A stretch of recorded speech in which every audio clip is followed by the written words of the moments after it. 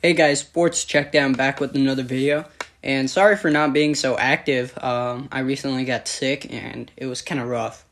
But besides that, I'm back. And today I'm going to be covering the trades that went down in the NBA, and I'll be giving my opinion on what happened and my grades on what I think should happen. So the first blockbuster trade of the NBA offseason was definitely Chris Paul to the Phoenix Suns. So if you guys didn't hear, Chris Paul and Abdel Nader from the Oklahoma City Thunder was traded for Kelly Oubre, Ricky Rubio, Ty Jerome, Jalen Lecque, and a 2022 first-round pick from the Suns. So from the Oklahoma City's Thunder perspective, I would definitely say this is a great trade. And I would give them an A for their trade because, so if you guys didn't know, they got Chris Paul through the Russell Westbrook trade. And when they first acquired him, they wanted to get rid of him, but there were no suitors, and it was seen as a terrible contract. And Chris Paul seemed unmovable. It seemed like you had to give assets to get someone to take Chris Paul from you. But that was absolutely not the case, because when Chris Paul played on the Oklahoma City Thunder, he showcased his talents. And he led them to the playoffs along Shai Gilgeous-Alexander. And so Shai Gilgeous-Alexander is going to be alone now because Chris Paul got traded from the Oklahoma City Thunder to the Suns. And so the Oklahoma City Thunder, as you guys know, they probably have like the whole first round draft of like the next 10 years because of how many picks they've acquired. And they acquired another one, and it's the Suns' 2022 first round pick. And this first round pick is very important because this is the pick that will be the Suns' first round pick after Chris Paul's contract is done. So even if he re-signs, he might not be as good as he is right now.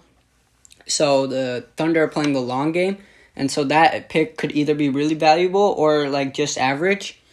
But they also received Kelly Oubre Jr., who's going to be really key because he's a young player, has potential to be the third scorer on a great team. And him and Shai Gilgeous-Alexander are going to be a great pairing together. And then you have Ricky Rubio, who's a really, really poor man's Chris Paul, but he can pass really well and he can somewhat shoot. Sometimes he can shoot really well, and sometimes he'll shoot like an average to below average. But if they feel like Shai Gilgeous-Alexander is not the point guard and they think he's more of a shooting guard, Ricky Rubio will slide in perfectly because he's a passing point guard. And so those are the three main aspects of the trade. And then I feel like Ty Jerome and Jalen Lecque were kind of fillers. But Oklahoma City Thunder is kind of excited for Jalen Lecque because he's uber athletic. So they're like, ooh, baby Westbrook. And I think he's never going to be something close to the level of Russell Westbrook. But he'll provide some excitement to the Oklahoma City Thunder that maybe you won't see from Shai Gilgeous-Alexander because he's not a high-flying dunker. But for the Suns, I think it was a great pick because Chris Paul makes them competitive. He gets them to the playoffs. And this will keep Devin Booker happy, who wanted Chris Paul. And I feel like they're a really good dark horse team. Because if you look at their starting five, they have DeAndre Ayton, they have Devin Booker, they have Chris Paul, they have Cam Johnson, and they have Mikal Bridges. The latter two, which are amazing 3-and-D players you'd love to have on your team.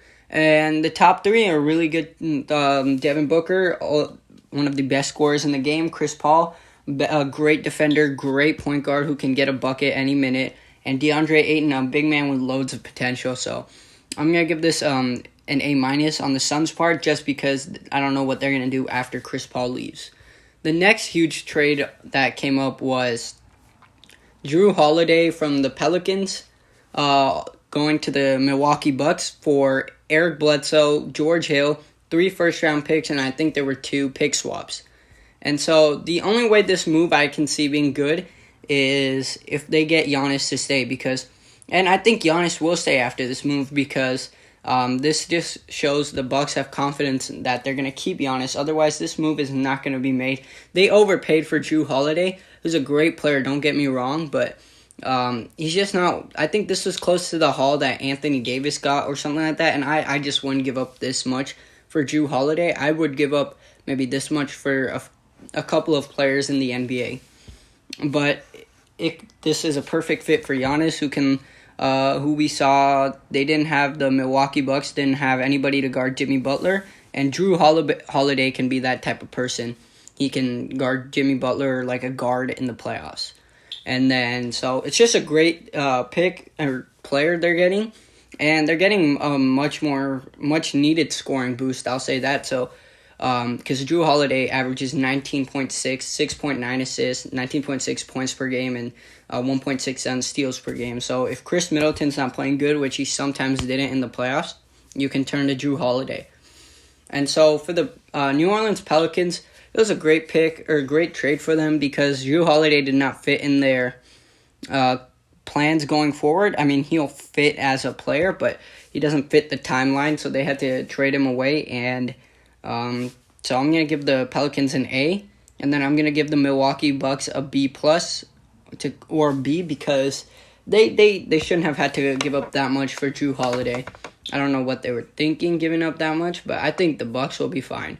And the reason I think the Bucks will be fine, and the reason I think the trade isn't as bad as some people think it is because of the Bogdan Bogdanovic trade to the Bucks. And so if you guys weren't aware, this one was a sign-in trade, and what the Bucks did was they signed Bogdan Bogdanovic through a sign-in trade from the Kings when they got, I believe they gave away DiVincenzo, Dante DiVincenzo, Ersan Ilyasova, and DJ Wilson.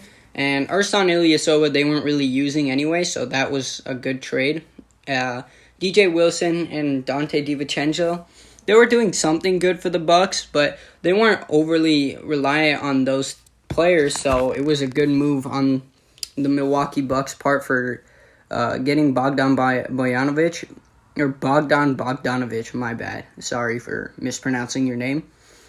And this is A+, I'll say, because they didn't give up much, and I don't know what the Kings were thinking, because Bogdan was a restricted free agent, so they could have re-signed him, because this deal sucks, in my opinion, for the Kings. I'm going to give them like a D. It's close to an F, but maybe they could use DiVincenzo, but that's the only player I see that has potential for the Kings. Otherwise, I don't know what they were doing. That's why I'm going to give them the D for the Kings, and I'm going to give the Bucks an A+. I don't know if I said it, but I love this move.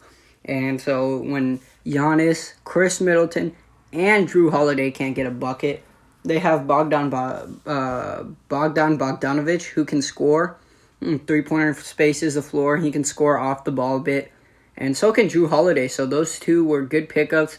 Drew, one they overpaid, but he's still a great player to have on your team. And the last trade, I think it was the first trade to happen, but the last trade I'm going to cover is Dennis Schroeder to the Los Angeles Lakers. And so he was traded for the 28th overall pick and Danny Green, which I think is a terrible trade for the Oklahoma City Thunder. Only thing I can see that comes good out of the OKC Thunder for this is that the Lakers get better, which could force the Clippers to get worse, which will eventually, hopefully, make Kawhi and Paul George leave. And if this works, if they leave the Clippers, then those first-round picks the Thunder have from the Clippers will become infinitely more valuable. And then if that happens, then this trade was a home run. But otherwise, Lakers got rid of Danny Green's contract, which was starting to become terrible during the playoffs.